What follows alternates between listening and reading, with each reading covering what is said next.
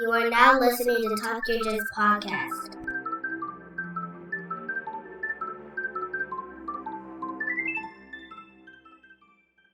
One more time.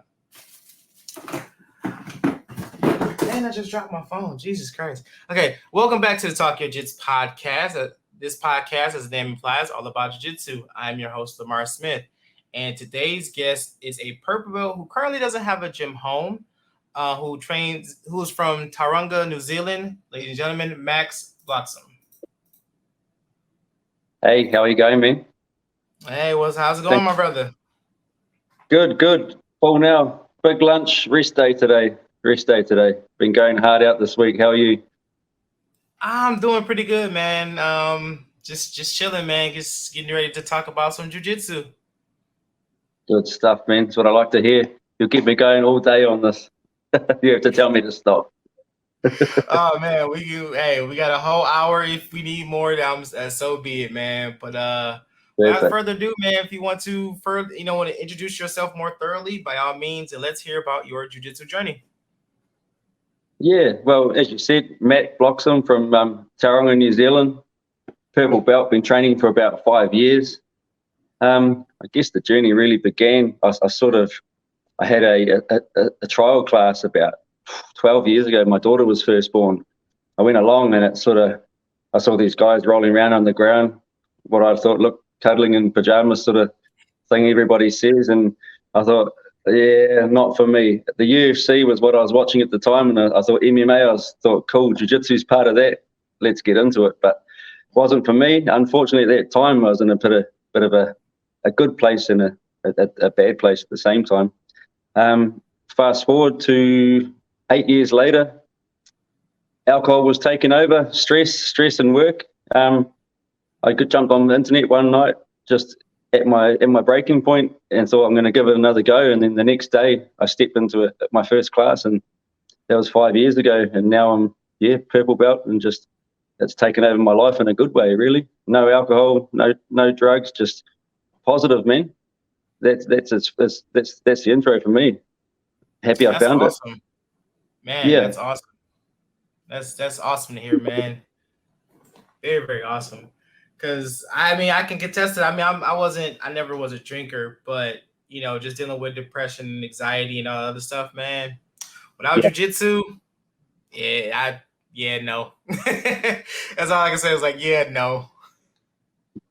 I couldn't go through life now without my family, my wife and my kids, and then secondly, jiu-jitsu, and then my dogs, which are part of the family, I guess. And they all get jiu-jitsu practice on them, man. No one's safe. No one's safe. Yeah, because it's now like my daughter trains now. My wife, she's back heavily training. So my second daughter, she's 3, but when she's old enough, she'll be in there. I just posted a picture of her in a gi, so we already got her ready. That's good to hear, man. Yeah, we're similar in our house. I sort of started off and got the bug and wouldn't shut up about it. And then maybe after Christmas, I think my daughter came along and she loved it. And then my wife came to have a look about what I was talking about, just to shut me up more so. And then by then I'd already bought her a gi to try. So she came along and did a few weeks. Didn't think that she sort of wasn't too sure. She liked it but didn't like it, so she decided not to do it. And then within 3 weeks, she was talking about how much she actually missed it. So that was almost 5 years ago as well. So she's got her purple belt at Christmas time. So she's on the journey with me as well. And then my daughter, she'll be coming up 13, orange belt. And then my son did 4 years, but he's having a year off. He just wants to focus on other things. So hopefully we can get him back. Oh, okay. We lost you for a minute. You lost me. We're back now. Yes. So you said she just got her purple belt Christmas, you said? Yeah, Christmas just been. So she's coming up sort of the 5 year mark as well.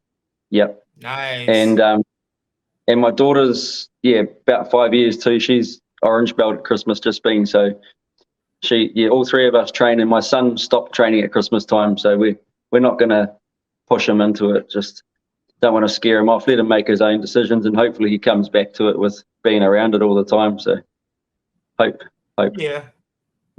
Because when my wife started training, she started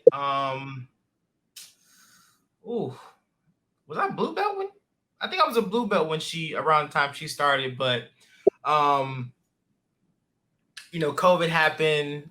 It was just like a domino effect. It was like we were having our second child, we was having our second child, and we had our second child the week before shutdown. Yeah. So it was that, and it was bad. It was rough. It was so rough. So she took some time off, and now she's back at it. She's 4-stripe. She's a 4-stripe white belt. So she hopefully be testing soon. And she was that same way, man. I will always talk about class. I would never shut up about it, and to the point where it was like, jiu-jitsu was consuming my life. And then same thing, man. She started to come to classes with me every now and then she was like, you know what? I'll give it a shot. And she got hooked. So that's awesome. Yeah, man. That's very good. Oh yeah. I mean, same thing with my daughter. She used to come to class with me just to sit around, just to be with me. And then my instructor was like, hey, we started kids class back up. And I looked at her and she looked at me and she was like, yes. I was like, okay. So yeah, she'll be getting her, what's that? Gray and white belt is next, I believe, for her. So yeah, man. Awesome. It's awesome. It's very, very awesome I'm sorry, say it again. So it's a family affair. It's a family affair now. And then when the 3-year-old's old enough, she'll be straight into a gi, straight into a rash guard. She'll be into it. I'm telling you, because she's already trying to keep up with the other kids and her sister. Like when during our warm up, she'll try to run with them or try to do bear crawls and stuff like that. So it's like in due time, she'll get it. She'll get it. That's perfect. That's perfect, man. I guess with kids that young, it's more about having fun and keeping them interested, isn't it? They have a certain window of attention span. So to make it interesting as well as educational, I suppose, is the priority, isn't it? To keep them interested. Yeah, man. And that's kind of one of the things that I look at as an instructor, because my daughter, I don't want to overload her with stuff, but she's catching on to stuff so fast. And she's like asking me stuff about the things that we do in our adults class. And I'm like, I don't know if you're ready for that yet. But she's like, oh, what was that move y'all did in class the other day? And I was like, we explained to her, and she's like, oh, yeah, I don't want to do that. I'm like, well, you're gonna have to. Because she's like when we work on like chokes and stuff, she's like, do we gotta do that? I'm like, yeah, that's a part of it. She's like, yeah, I don't want to do that. So I'm like, it comes with it. It comes with it. It can be scary. It can be scary for them. Kids especially. Some kids, some boys are just naturally, and girls are just naturally rough and tumble. They don't sort of bat an eyelid at jumping on the mats. And then some kids will be in tears at the side of the mats, not even wanting to jump on. And that's what I love so much about it, being a kids instructor for the last sort of 3 or 4 years as well, alongside my black, was just seeing the transformation in the kids, seeing a child at the side of the mat crying, not wanting to get on, and then 6 weeks later they're competing or they're rolling around and just they can't get enough. That's sort of what does it for me. It's pretty satisfying to see. It's cool. Oh yeah, because I still remember her first class and how timid she was, how scared she was. She was like mumbling, she didn't want to talk, but now she's helping me run class. That's awesome. I have her lead the kids warm up. So that's perfect. A true leader in the making, eh? Oh yeah, man. I'm so excited because it's to the point now I don't even have to tell her nothing. Like, once class starts, she has to do her warm ups and and everything else, man. But it's very awesome to see. Very awesome to see, man. That's perfect. Yeah. 2 more years, another year or two, you might have the other one on there too, you think? I'm hoping. Fingers crossed. I know, right? fingers crossed, belt tied, man. I'm hoping. I'm so hoping. Because I think now, because she sees her big sister doing it, so she tries to like keep up. But I think she'll come around. I'm hoping because she's a scrappy one. She's the one that'll be the tournament winner. Have to hold her back. Yeah. Yeah. She's the little sister you got to worry about. That's awesome, man. I don't know if you want to talk about it, man, but I know you say you don't have a homeschool right now. So what's that about? Yeah, we can talk about that for sure. It's basically a combination of things. Things weren't working out too well. We found sort of as we progressed, we weren't learning as much, and I want to keep the flame going. It was hard. Not a lot of people not a lot of help, input from higher level. We were sort of the highest ranked there, and we found we were sort of quite, at the point in the journey, was quite stale for us. We found, obviously, we love helping. I love teaching the kids, helping out new white belts, but there comes the point where you have to learn yourself as well. You're not a seasoned black belt yet. You're not a world-renowned coach yet. You, even at a purple belt, people look up to you as beginners and kids. You still need that coaching and that influence from the higher belts, and you know what I mean. It's hard to sort of put it in words, and it just, we were going on different paths. Put it that way. We're on different paths, so we decided to leave. Probably wasn't on the most pleasant of terms, but it wasn't. It could have been worse, I suppose, as well. But we just wanted to leave and create something a bit more positive for us. So we're lucky we've got a few friends around in the area that have got gyms. I've got quite a few friends that are black belts with their own schools, and I'm just floating around at the moment, visiting and just enjoying the journey, because I sort of strayed away from that path over the last year, where the fun, I was still doing it 3 or 4 times a week, but the fun was sort of taken out of it for a point there. So I had to remember why I started and carry on and just be true to myself, and try and create a different path and stick to that. Oh yeah, man, because I've had my moments like that too, man, where I still love the sport, I still love the martial art, man, but it's just like you get to a point where it's like, I don't know if you want to say become stagnant, or you just be like, man, what, like why am I still doing this, man? Like you don't see, I'm not gonna say you don't see the progression, but you don't feel the progression. It seems like everything is just like working against you, and you don't want to give up on it because you love it so much, but at the same time, you kind of like lost in the world, right? Yeah, that's exactly sort of what happened. And you throw a few small personal differences in there, and it can just make things a hurricane, man. You start questioning, and then you throw in a few minor injuries as well, and that just makes it. And then you think, well, I'm not 20, I'm not 21 anymore.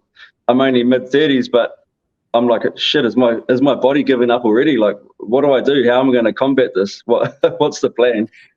I know, man, because I'm 36, and my body feels like I'm like 90. Everything hurts, everything is ailing me, man. But like, I can't stop. I can't stop, man.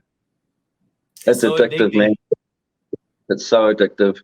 I'll be 36 in November, and I started at 30, and I'm like, man, 5 years, and I'm like, is my body going to be able to even cope getting to black belt, to be able to have my own school and teach my own students? Am I going to be able to even walk by then? Oh man, boy, I can contest to that, man. Because with me now, I'm just deciding to like try to really get into competing. I'm trying to go to the gym more. So like, just working out more and on top of training. And I'm just thinking like, man, I'll wait till like my mid-30s to want to get in shape. Yeah.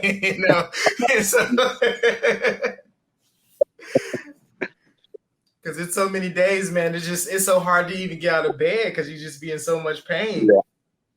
But man, and you have to roll over to get out or get helped out of bed. It's just, some days it's horrendous.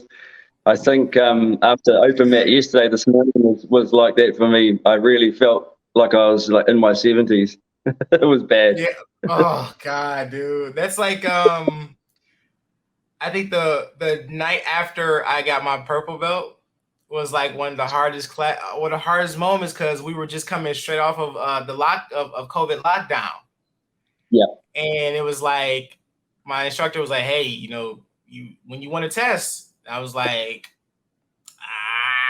let's do September. And I think it was like mid-August or something. And I'm like, dude, I am not ready. What am I doing? I am not ready. But I pushed through, got it done, and I felt great. I felt so good. And I was like, yeah. The next day, man, everything hurted. from the chin down, man, everything was hurt, bruised. I had jujitsu flu. Like I had markings on my neck from from rolling, and everything was just so much pain though. But here we Almost are, need a man. full body cut. Full body cast, iron lung, everything, dude. Everything was like, yeah, I think this is it. I think I'm about to die right here.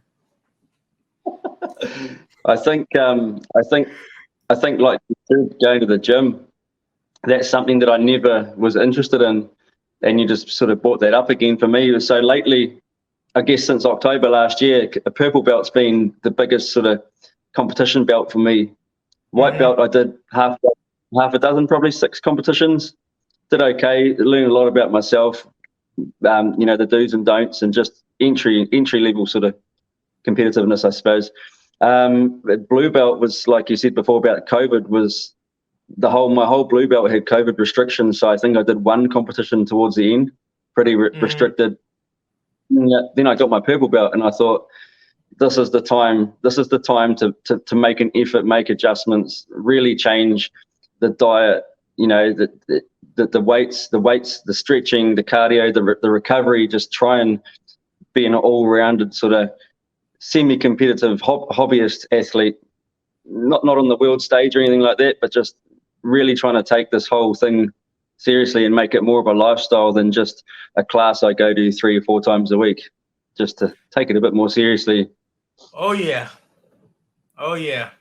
That's exactly it, man. Matt, you hit the nail on the head with that one, dude.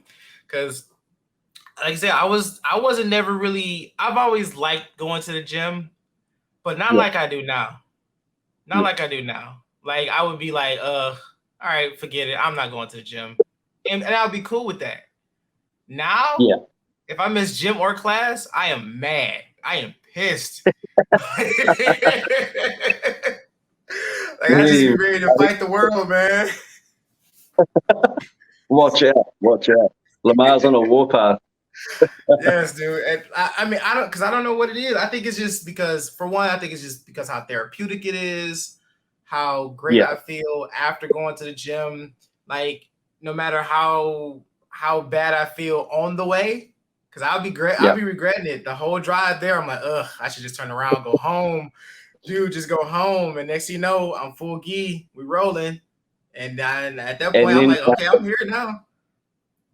You're here now. Once you're in, exactly, man. It's that whole saying that people say, the hardest belt. It goes back to the hardest belt to earn is the white belt. The hardest part is committing and getting off the couch. And it's the same with going to the gym. Some days you might wake up and your body's aching and you're tired. You've had a big day at work, or you've had no sleep, or the kids have kept you up, or something.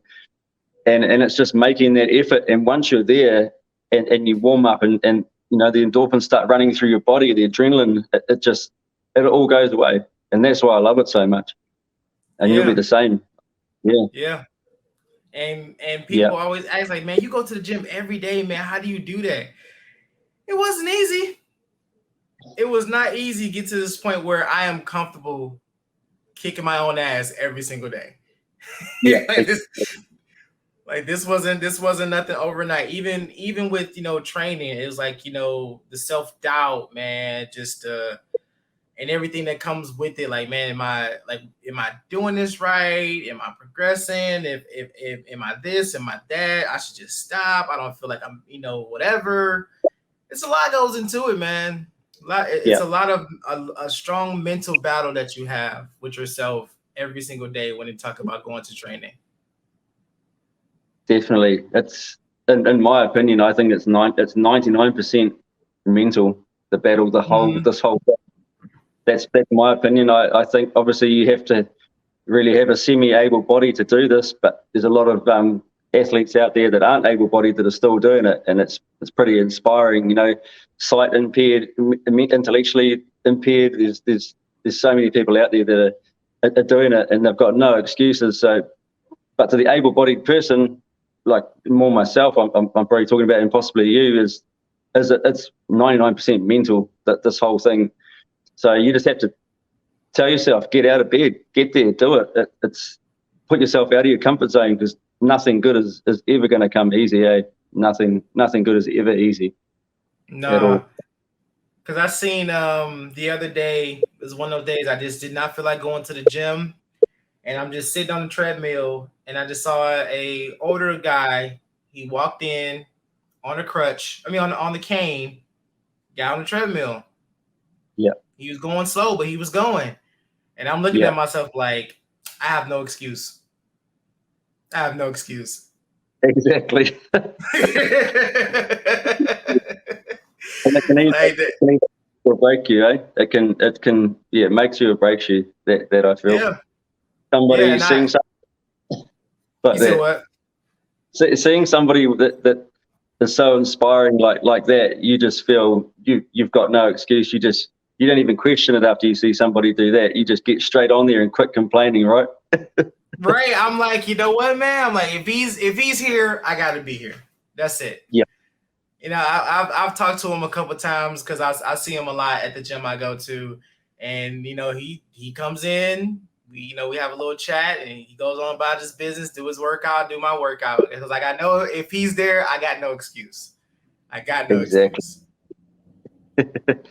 That's perfect, man. Yeah, man. I love that. I love those stories, and I love seeing those people around. It's just, it's amazing. It really makes you grateful for being able-bodied, and obviously being, just being able to do the sport, the martial art. Yeah, man. Yeah, man. Because I even look at people like our grandmaster. His name is Grandmaster Francisco Mansour, and he's he's not in his 60s, because I think our Master Joe is in his 60s, but he's an older guy, and he's still on the mats, still rolling and everything like that. I'm like, that's what I shoot for, man. Yeah, I want to be in my 50s and 60s, Lord willing, and 70s, to be able to not only just get out of bed, man, but just get out there and roll with everybody.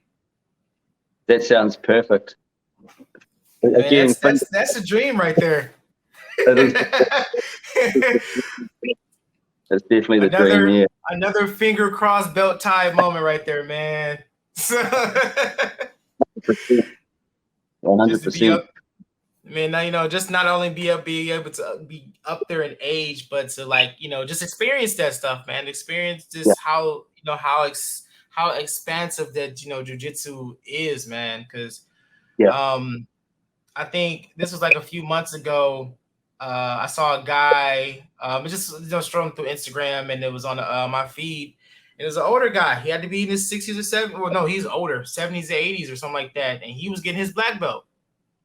Wow. And I was just like, that's amazing. I was like, man, the story that he has to tell. That's amazing at that age. The things he's probably seen before he even started training jiu-jitsu, and then he goes and gets a black belt. That's pretty inspiring. Because there's so many questions, man. Like, what was you doing before? Like, did you train before you started doing jiu-jitsu, or was it one of those things where you started and then he's like, you know what, I'm just going ahead and go finish it out? Like, I want to know, man. I want to know so bad. Yeah, for sure. That's pretty uncommon. Every now and then you see something come up on Facebook, and I mean, there's probably more over your side of the world. New Zealand's pretty small, as you're aware, in jiu-jitsu. Even though we've got a few black belts, it's still relatively new over here. So I mean, your population is massive compared to ours, so I suppose you might see more of that, but we just don't see any of that here. This country's just so small and different with sport like that. It wasn't available back then. I never heard of it until sort of, I guess UFC 1 with Hoist Gracie, but even then in New Zealand there was a small handful of people that knew about it, and they mostly all moved overseas anyway, go and pursue it. So hopefully we'll be the trendsetters. We'll be the first generation of 80-year-old black belts sort of to be around. That'd be dope, man. That'd be dope to see. For sure. So I know you said earlier you compete. So how was that been for you? Like, how was the competition scene been for you? The competition scene for me, up and down, 100% up and down. I struggle, not physically and technically. I struggle more so to believe in myself to get the results. So on the day, I never know how I'm going to go. I'm always prepping. I'm always positive that when I step on the mats, shake my opponent's hand and get into it, that I always have the same mindset. But sometimes it just breaks down, man, and I haven't quite figured out how to break through that barrier and get that sort of 100% mind soundness. My mind is just not 100% with it. So my first competition as a white belt, I didn't know what to expect, so I was training hard, and I went in and I medaled in the first one. I got a bronze medal, and I just thought this is the best thing. And then for the rest of my white belt, I got absolutely smashed, and I couldn't figure out why, because I was prepping the same, and it just come down to nerves. I think not eating properly on the day, sitting there thinking about things too much, and just not really knowing how to channel that energy into believing in myself and getting it done. I still haven't figured it out. Still haven't. Man, if once you figure it out, please let me know. Please let me know, because I'm that same way, dude. Like, the few times I did compete, I felt good about it, but I think I was too lax about it, like too relaxed about the idea of competing. And it's like, you go in and you see these people, we're warming up and everything, and they're like, as soon as the match start, you can just see the change in their eyes. There's like, it's go time. And I'd be looking at them like, damn, I don't have that. Like, I'm just enjoying what I'm doing, but at the same time, I was like, man, I need to figure out how to tap into that, because that's what really makes or break a match. Like, who wants it more? Yeah, I haven't figured it out yet. If you figure it out before me, be sure to let me know. I got you, man. I got you. I mean, it's something that I'm never going to stop doing. I think it's probably important, not for everybody, but for myself, for my journey, was to compete. Set myself a goal to basically compete at every belt level. Just to prove to myself that I can do it, whether I win or lose. It's more just battling myself, 6 years ago, I would never have ever imagined that I'd be doing this. I would never have thought. Yeah.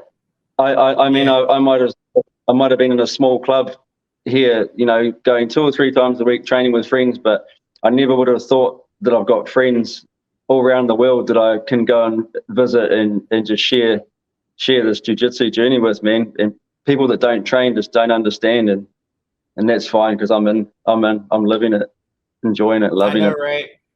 I was like, y'all don't understand because y'all not into this y'all not into this world, man. But I love it. I love it so much. And like you said, man, if you'd have told me 6 years ago, like, yeah, man, you'll be a brown belt, you'd be doing so much, you'll be trying to do so much for the jiu-jitsu community, more than you think that you can do, and I'd be like, yeah, whatever, get out of here. I don't believe that. Like, I don't believe that, but here we are. Exactly. And I guess the thing is just doing everything in your power to keep the journey going. If you start getting not bored of it, but just mix it up a bit, just try and find another purpose within the sport other than just your journey. It's sort of contradicting what I said before, but I go back to helping everybody, and then I feel in my journey is stagnant. But then when I start focusing on myself, I feel funny because I want to be helping everyone as well. So it's a catch-22 sort of for me. Don't know how to Same boat, explain. man. No. You explained it perfectly because I'm in this. Like I said, I'm in that same boat with you, man. Because I teach a lot now, and I always love teaching, and I always want to see everybody get better. But Yeah. the more I focus on everyone else getting better, my games become stagnant. Yeah. And then it's like when it comes for me to time to like fully roll, I don't get out of that teacher mode. I'm still like, hey, fix this, hey, do this, and hey, do that. So now I'm trying to break that. Yeah. Where it's like, okay, like once we slap bump, you are now my enemy. So, yeah, I hear you too. I guess enemy. That made me laugh, man. I guess an enemy to a point. It depends what club you're at. Yeah. I'm like, hey man, we best friends, but once we slap bump, now I gotta kill you. But we'll be friends. We'll be friends again after this. That's all. Exactly. And I find there's always that certain friend or that certain training partner that you just go 110% wanting to kill each other. And then there's people you'll put less effort and you'll let them work or whatever, but you've got that one friend that it's like the national medal, the national gold medal every time you slap hands and bump fists, man. Yeah, it's one at every gym, man. And like my training partner Brian, that's us, man. Like we'll be in class and but hey, let's just flow roll. Let's just go light. It don't never always end that way. It starts that way. It starts every time we go slow, and like next you know, we feel one of us starting to pick up. So it's like, all right, are we going? He's like, no, we're not going. We flowing. I'm like, I feel you moving faster, bro. So I was like, no, we picking up, man. Forget it. And then it just boom, just turned to a full blown roll, and yeah. Awesome. How much fun is that though? It's too much. So much fun. Yeah, exactly. Too much fun. As bad as you don't want to go hard or you don't want to just roll to your max, like you be wanting to just do like, okay, let's just do 20%. Let's just do 25%. No, it don't ever end that way. Exactly. Like we can deny it all we want to. Yeah. All we want to. We can sit up and say, like, no, man, we just gonna flow roll today. We just gonna go slow today. Why are we breathing hard? Never happens, man. Especially at another gym as well. Especially at another gym. It's just there's always something to prove. People say there's no ego in the sport. There is 100% ego everywhere. Oh, What level, this much ego or this much. It's just how you control your ego. That's what it is. Exactly. Yeah. Exactly. And some people can, some people can't. So you just and they soon get a reputation and a name, and then there's always a bigger fish. There's always a bigger fish. It's always someone bigger and badder, as they say. Exactly. That humble pie. That humble pie is a good thing, man. Yeah. A lot of people can't handle that humble pie, but the ones that stick around are the ones that that can, man. And I've never been a person to be like, let my ego get the best of me like that, because I know for a fact that like I don't know what I'm doing, especially when I first started doing jiu-jitsu. I didn't know what I was doing, so I was, I went in with a mindset of thinking like, yeah, I can probably handle myself. But once I was able to actually, once I was able to show that I can handle myself, show that I could not handle myself. And that could have been the turning point right there where it was like, dang, man, I just got smoked. Yeah. And I could have walked away, but I couldn't, man. I wouldn't have allowed myself to let that down. Cause I'm like, dude, you just got beat up by a 40-some-year-old dude. You gonna accept that? Like, no, I'm not gonna accept that. I'm gonna keep going. Exactly. it's going to make you or break you, isn't it? Like they say, you're either going to walk away because your ego is too big, or your ego is going to take a back seat, eat some humble pie, and go, hell, if that guy can do that to me, imagine what I can do with the right training. And you keep going.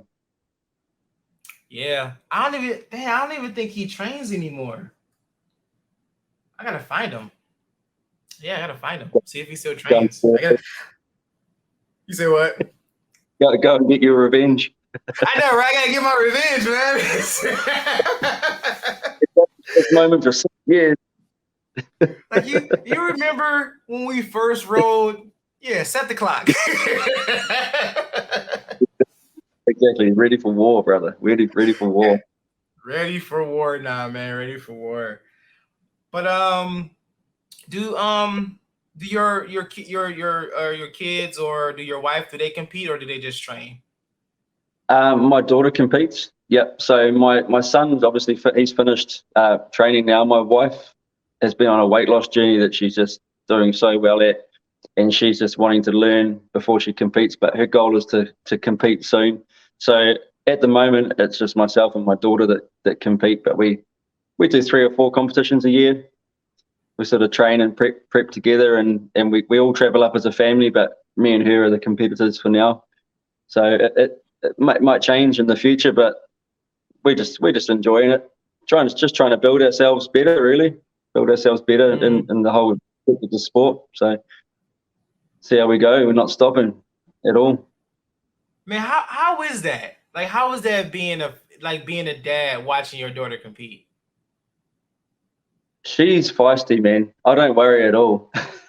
Okay. There's been times. So she's got multiple sort of gold national medals and titles and stuff like that. So she's always been pretty good. But now she's getting older. She's still quite small. So they're finding it harder and harder for her to have matches. So she's going up against either bigger people or more experienced. And I think last time I worried a little bit, but she still come out in a second place and did so well, and no injuries and didn't hurt anybody. So pretty much a perfect result. But as a father, I don't know. I think it's just jiu-jitsu, and I understand it's jiu-jitsu, and I just shut off to the emotion and just, I become sort of more of a quiet coach in the corner and just sort of let her coach do the work up there, the prompts, and I'm just sitting there just talking through the movements in my head and sort of coaching her in my head and just being quiet and enjoying the show, really.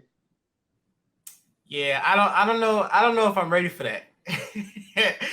I don't think I'm ready because she's been to a couple tournaments with me, and one time she looked at me and she was like very upset. And I'm like, yeah. I can feel her staring at me. I'm like, what's wrong? And she's like, did you bring my gi? I'm like, no, I didn't. Why? Because I see the other kids competing and I want to compete. And I'm like, I don't think it works like that, but we got to get you used to, we got to get you used to rolling. And she's like, okay. I was like, and you got to get used to being choked. And she was like, That's right. Jokes going back to the choke. I was like going back to these dreaded chokes, but she's like she's getting it, man. But it's just really right now it's difficult because we have such a small kids class. Because in the States, summertime, it's other things like football and basketball and soccer and everything else like that. So a lot of outdoor sports is happening right now. So right now it's my daughter, one other kid, and one of my training partners. He's finally back. So his son's back. So it's very small. It's like, we usually have like 3 to 4 kids. We'll one day get like a big surge of kids. It's like 8 or 9 kids. And then boom, we're back down to our normal 3. So really, at least I guess at least it's not just one kid there. I think 3 or 4. At least they can still train. I mean, yeah, it's good to have a few more numbers, but at least I've got sort of a couple of people to roll with and to train with. Yeah, we're used to having about. Yeah, like we make the most out of it though. Even if it's just me and her. There's been days where it's just me and her. So we just work technique, work basics, knowledge stuff, and just keep it going, because I don't want to stagnate her because we don't have no class, and she's she wants to come to class. Like, she beats me ready sometimes. Like, she'll have her bag like, Daddy, it's Tuesday or it's Thursday, we going to class, right? Like, yeah, we're going, don't worry about it. So that's perfect. And if that can't get you there, nothing can. That's perfect, man. Having the daughter driving dad out the door to the gym that's perfect. That's awesome. Yeah, man, it's no excuse now, because like, even on days where I don't want to go and she comes in and say like, we're going to class, I'm like, yeah. Yeah, we're going. So Dad can hardly. Okay, I'm gonna get ready. I was like, I know, like, I'm in pain. I hurt everywhere, but we're going to class. Going. Gotta go to class. No, that's awesome. That's motivation. That's motivation, brother. Oh yeah, that's all it is, man. That's all it is, because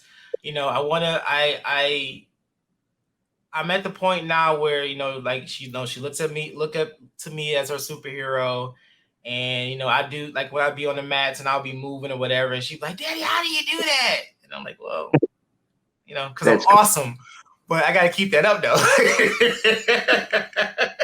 Oh, that's cool, and that just makes you feel so good as a father, as a person, to have someone look up to you and just think you're the best. And I guess but then you've got to uphold it. There's a lot of pressure on that as well.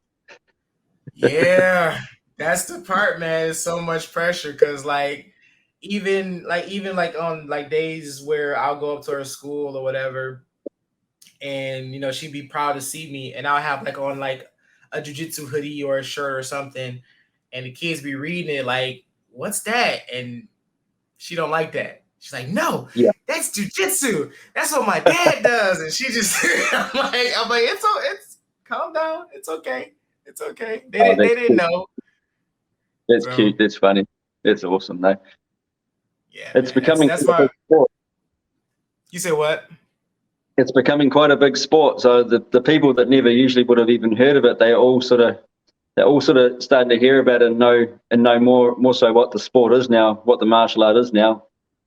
Yeah, man, it's crazy. I was just talking to someone else about that too, man. It's just like, me and you've been doing this sport, me and doing jiu-jitsu at the same time, so we both can kind of, contest to this, where it's like, it went from not knowing anything about jiu-jitsu to jiu-jitsu becoming like almost a household name, where it's like everywhere now. Yeah, everybody knows what it is now. Right. Whereas when we were growing up, it was boxing, taekwondo, maybe a bit of Muay Thai, and that was a bit of judo maybe as well, or karate, and those were the names. That's all you sort of knew. Yeah. And jiu-jitsu's taken over, man. It's taken over. Like, it's just becoming the most popular martial art by far.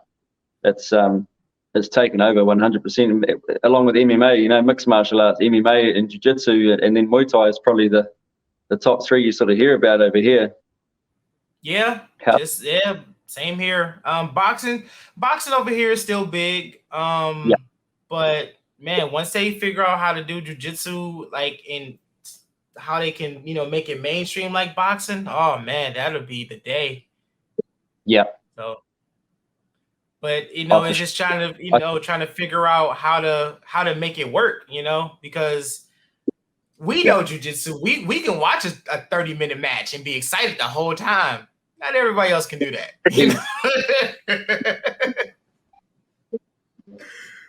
No, they sort of sit there. I have friends come around sometimes that don't know anything about it, and I'll have it playing, and they'll be talking to me, and I'll be glued to the TV watching it, and they'll be, what the hell is that? They're looking at it like I'm just strange, and I'm like, don't worry about it. You'll get there. I'll teach you one day. And then one day. How about you come to class and I'll show you how to do it, and then you'll understand what it is. So you won't be bored every time you come to my house. Yeah, unfortunately, no one has failed for that yet for me. Like, come try it out. They'd be like, nah. So, but it is what it is, man. Like I said, this is a a martial art that I love so much, man. I love the direction that it's going. So many big names are coming out of it. It's a lot of people that you would never thought to do jiu-jitsu is doing jiu-jitsu now. Yeah. It's just a vastly growing community, man. And I'm so happy that I am a part of it. Well, So I mean, 100%. even you said what? The celebrities that are doing it are making it sort of quite mainstream as well, showing people that, whatever gender, age, background and whatnot, rich, poor, they're all sort of doing it. The celebrities have sort of brought it to a big light as well, I think. Yeah, especially Tom Hardy. He competes heavy now. He just got his Yeah, purple belt, by the way. awesome. Yeah, so it's like, dude, I would so love to roll with him. Not the fact that Yeah, he's a celebrity. It's just the fact that like he just does jujitsu. I want to roll with anybody who does jujitsu. I don't care who you are. he'll So, be tough as hell, I reckon. I think he'll be tough oh as hell. yeah, oh yeah. I mean, yeah, I know it'd be rough. Like just watching his videos, watching some of the matches that they posted online, and I'm just looking like, dude, man, he just looks so beast-like. Yeah, Man, because you have to think, people who work like that, actors and famous people, they don't have like a normal schedule. So when they train, they probably have to train so damn hard to try, to to squeeze keep it. up.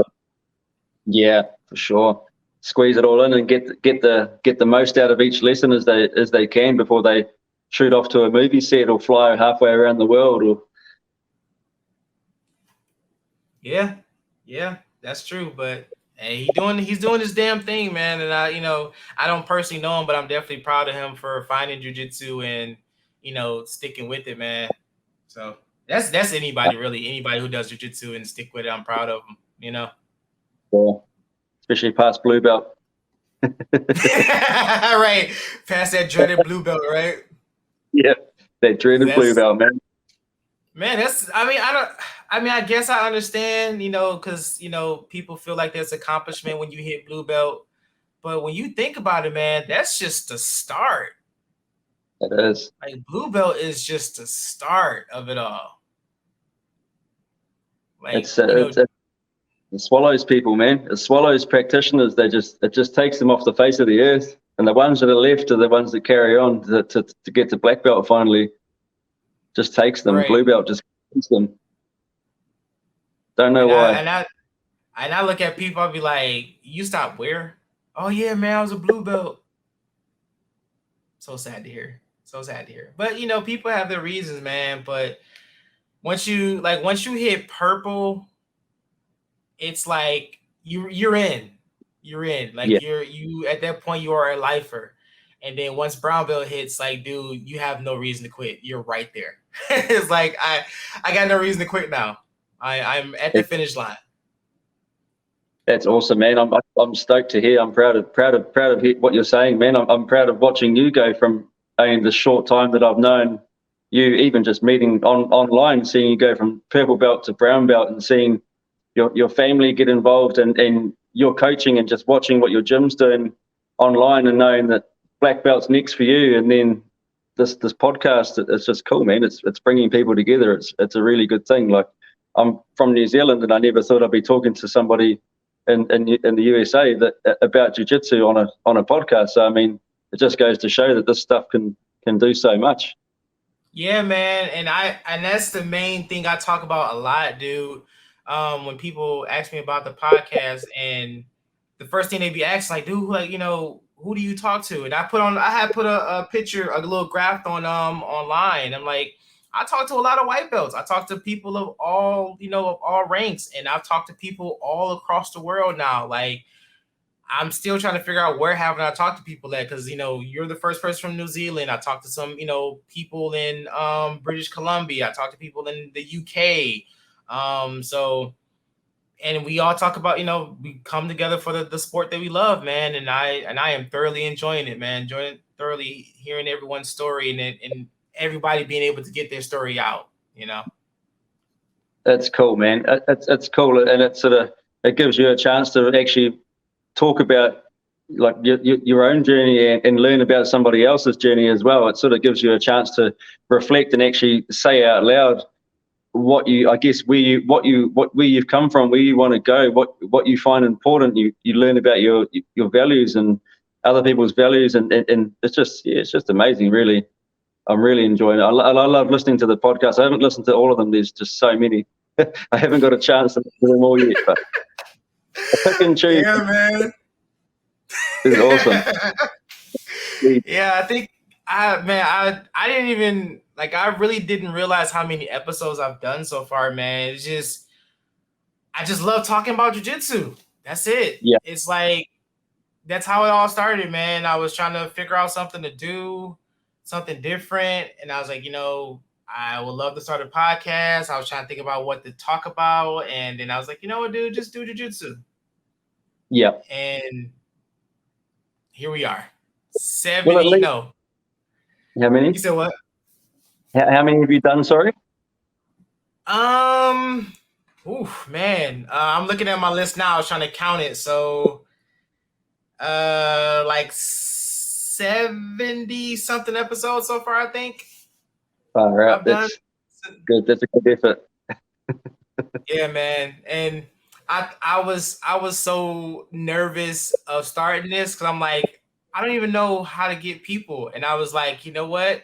I joined a bunch of jiu-jitsu groups because it started with the Discord. Yeah. When I invited you guys to Discord, and I was like, man, I want to do more of this. And then the podcast happened. I was like, I just typed on a couple groups like, hey, anybody want to be on a jiu-jitsu podcast? And next thing you know, like my inbox is just flooded with people asking, like, yeah, man, I'll be on and blah, blah, blah. And yeah, here we are. Here we are. Yeah. It would have been, it's a good project for you to focus on that's related to the journey as well. And I mean, you probably thought at the start, how many times can you have somebody on and talk about the same thing? But it just flows and flows and flows. You talk for hours about it, eh? Yeah, man. Yeah. There's been times where I had to cut people off. Like, all right, man, we got to cut it. We got to cut it. We've been talking too long. It's going to take too long to. And it don't take much, man. It's like and everybody who comes on the show sometimes they'll be like, oh man, I don't know what to talk about. It's jiu-jitsu. You'll figure it out. Exactly, man. It's like in the gym. Sometimes you hang around after class and you'd almost do a podcast and get told off from the wife for not being home in time because you're talking about jiu-jitsu for too long after class. That's what I do. I'm bad. But yeah, I think she accepted that now. Like I don't never just leave. Like class would be over about 8:30, 9 o'clock. I think I'm still there for like 10:30 because we were just sitting around talking. Like we were just talking like all day, and now we're still talking all day. So exactly. It is what it is, man. I wouldn't change it, man. I wouldn't change it for anything. I'm just grateful that I've found it. It's just changed. It's changed the path in my life for the better, and it's making me a better person as well. And I know that because I can see that myself in different aspects of my life, and just comments from people about little things that you notice along the way, and it's just wouldn't change it for anything, man. I'm glad that I found it. So yeah, me too, brother. Me too, because I think you and a couple other people, man, that was like so heavy on my mind about this podcast. I'm like, these are the people I've been talking to every day and sharing stories, and I want these guys on. And I was like, I can never catch you. And it's a couple other people still that's still talking to Discord that I haven't got a chance to interview yet, but I'm working on it. Surely but surely. No, that's cool, man. Tom's the next one. You have to put some pressure Tom. on. Yeah, we'll put some pressure on him to get him on. I know, right? I'm like, look, I had Tina on the show. Now I got Matt, dude. Tom, where you at, brother? I hope when you see this, I hope you finally come around, because I think he was supposed to have been on too, and then I think around the time that I asked him, he was getting ready for a few competitions of him and his students, so he been so busy with that. But I gotta hunt him down, man. Get him on the show for real. That'd be good. Be good to come and meet you guys at some point. Be good to get over there for a holiday and come and say hello, come and train and talk more jiu-jitsu. Yeah, man. Yeah, man. If you ever in the States, man, if you ever in Michigan, somewhere close, bro, I would love to definitely hook up with you, man, and talk on the mats for sure. That'd be awesome, man. I'll be definitely 100% down with that. That'd be awesome. Yeah, it's gonna happen. It's gonna happen. But yeah, Matt, we got a staple here on Talk Your Jits podcast, man. We ask everyone this question, dude. Your top 3 people, man, past or present, who would you like to roll with? Oh, past or present? The present would have to be Heath Pedigo, man. I'm a big fan of PSF, massive fan of PSF. I like Tom DeBlas as well. Tom DeBlas. I like him. I like what he stands for, all his anti-bullying and just how he just talks. He just talks real talk, man. He talks truth. He doesn't care who gets offended. He's just a good man. He's raw, but he's a good man, real good man. And if it was a past person, this is probably pretty standard. I'd love to get smashed from Hicks and Gracie, man. And Gracie, yeah, man, yeah, for sure. Catch him in his prime, see what it's all about, right? In his prime, take a beating and say that I've been beaten up by Hicks and Gracie, man. That's all that would be for. Right, exactly. So I know I'm gonna get dust as soon as the bell ring, but I don't care. It'll be so worth it. Another victim. Yeah, Matt. Yeah, if you got any questions for me, man, fire away. Other than that, man, I would love for you to update everybody on what's going on with you and what to expect from you from the future, man. So the floor is all yours. Floor is mine. I think you've sort of answered everything. We've had a good chat, man. It's been really good to talk to you and see your podcast sort of evolve from that small Discord chat that's sort of pretty dead now, but we need to bring some life back into that.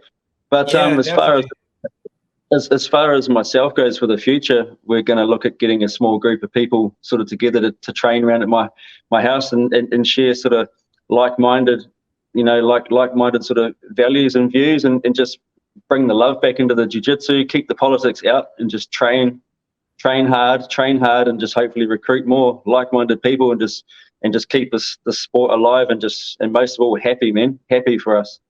Happiness. Man, and I definitely wish you all the best, man, in that journey, dude. And I know you're gonna keep me updated, and I would love to have you back once you get that established, man, and see how everything is going with you, brother. Awesome, thank you, man. I appreciate that, and yeah, all the best for you as well. And we'll keep in touch on all the other platforms, no doubt. And I'd love to be back anytime and keep you all updated. And be sure to follow the rest of your podcast, and we'll hopefully get Tom on there soon. I know, right?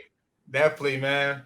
But yeah, man, that's the end of today's episode. I would love to thank Matt one more time for coming on the show, man. Blessing us with his jiu-jitsu journey and knowledge. Hope you guys took something from that. Please go and follow our Facebook, Instagram, and YouTube page to stay updated on all future episodes.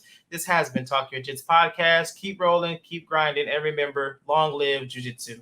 Have a great day. All right, brother. We're done.